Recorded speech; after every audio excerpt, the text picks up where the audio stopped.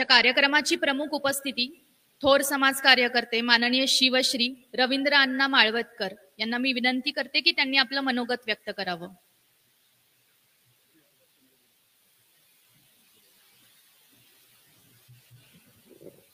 पुरुषोत्तम क्रांती पुरुष पुरुषोत्तम खेडेकर, विचारपीठावर उपस्थित असलेले कोळसे पाटील, बोके साहेब आणि सर्व मान्यवर मंडळी, सभागृहातली मान्यवर मंडळी, मी प्रथमतः खेडेकर साहेबांना वाढदिवसाच्या शुभेच्छा देतो आणि त्यांच्या शताब्दीच्या कार्यक्रमाची संधी मिळावी अशी प्रार्थना करतो.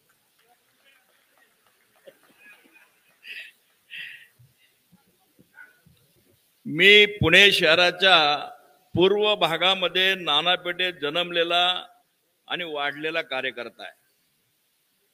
नानापेठ म्हणजे आणि तो पूर्व भाग पुणे शहराचा, त्या ठिकाणी जगातल्या सगळ्या जाती धर्माचे पंथाची मंडळी राहतात.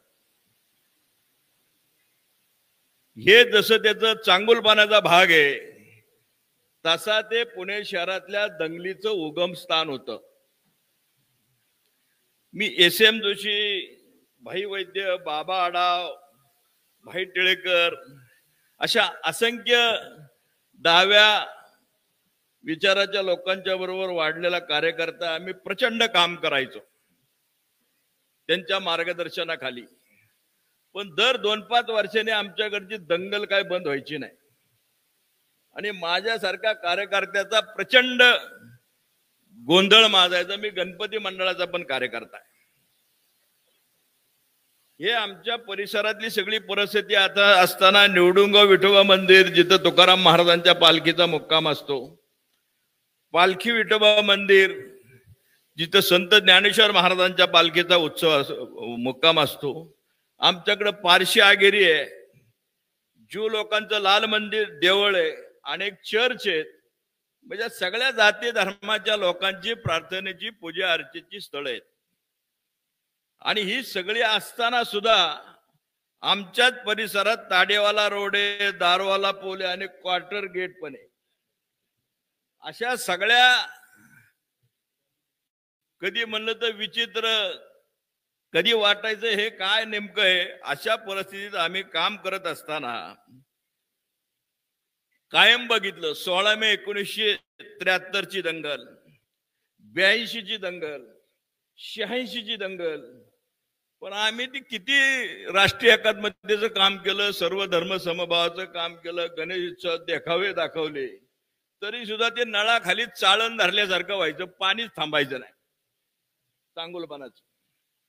आणि साहेब ज्यावेळेला पुण्यात आले, खेडेकर साहेब, आणि त्यांनी जुन्या सर्किट हाऊसला एक बैठक घेतली आणि त्याला मला पण निमंत्रण मिळालं. भाई कात्रे माझे सहकारी आहेत, आम्ही सगळे तिथं गेलो आणि साहेबांचं जे मार्गदर्शन ऐकलं त्यामुळं साहेब थोडस काहीतरी हे वेगळं दिसतंय. ते वेगळं काय होतं तर ते वेगळं असं होतं की बहुजन समाजातल्या सगळ्यात मोठा वर्ग जो मराठा समाज आहे, बनबरेंनी मगाशी सांगितलं त्यांना वाघ म्हणले, ते खरी गोष्ट आहे. पण दुसरं जरा इकडं पण कमीच ना, कोणाचं ऐकतोय, कोण सांगतोय, काय सांगतोय त्याचा विचार न करता वाघ डारकाळी फोडतोच आणि काहीतरी घोळ करतोच. हे साहेबांनी त्यांच्या याच्यातून उत्तम पद्धतीने आम्हाला सांगितलं आणि साहेबांच्या सूचनेप्रमाणे शिवमहोत्सव समिती पुणे अशी एक संघटना आम्ही काढली आणि त्याच्यामधून म्हणजे साहेबांनी एक गोष्ट अशी व्हायची की शिवाजी महाराजांना कुठल्या तरी जातीच्या विरोधात, धर्माच्या विरोधात सातत्याने वापरायचं. म्हणजे शिवाजी महाराज सकाळी आंघोळ केली, दुपारी नाश्ता केला की एक मुसलमान मारला, दुपारचं जेवण झालं की आणखीन एक, रात्री एक, असं काहीतरी. म्हणजे हिंदूंच्या पण मुसलमानांच्या पण सगळ्यांच्या डोक्यामध्ये असं विचित्र शिवाजी महाराज होते.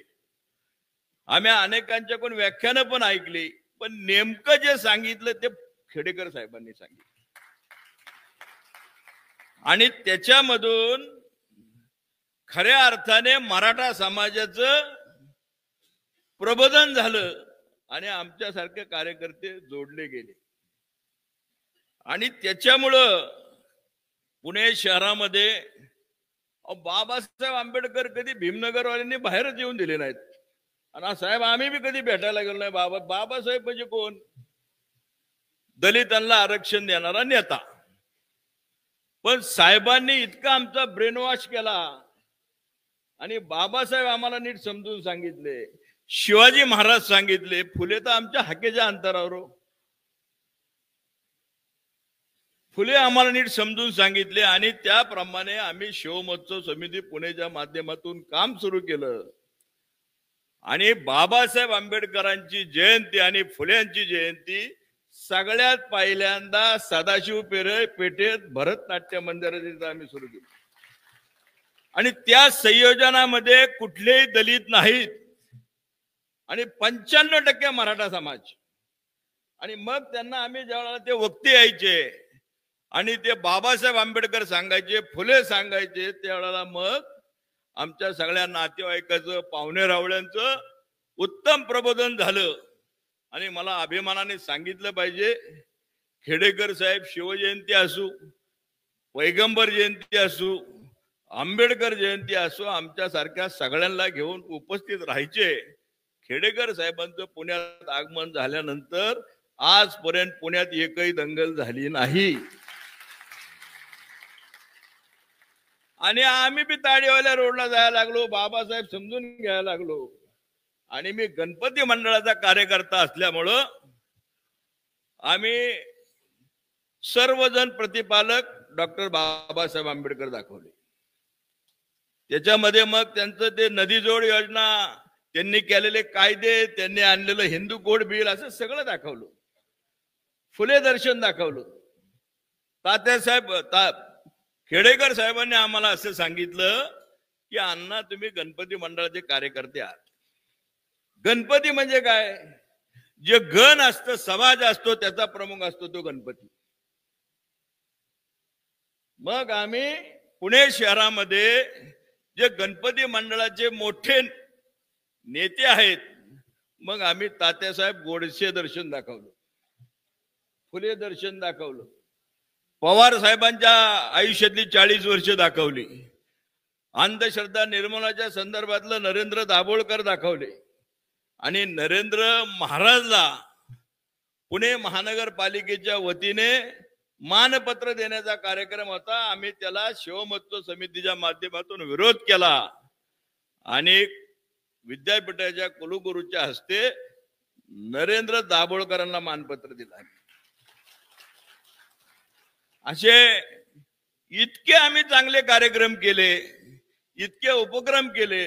त्यामुळे आता सध्या पुणे हे अत्यंत शांत आहे. आणि साहेबांनी सातत्याने असं सांगितलं की शांतता असली की प्रगती होतीये. मी आता बरंच बोलू शकतो, पण आता इथं माझ्यापेक्षा जास्त चांगली बोलणारी माणसं आहेत. मी पुन्हा एकदा खेडेकर साहेबांची अडचण नाही, शताब्दीपर्यंत जायची आमची अडचण नाही, शुभेच्छा देतो, थांबतो. जय हिंद, जय महाराष्ट्र.